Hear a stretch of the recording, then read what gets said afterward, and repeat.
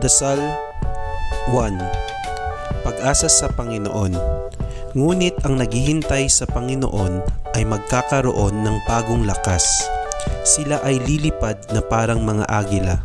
Sila ay tatakbo at hindi mapapagod. Sila ay lalakad at hindi manghihina. Isaiah 40:31. Panginoon, tulungan mo akong maghintay sa iyo at magtiwala sa iyong lakas.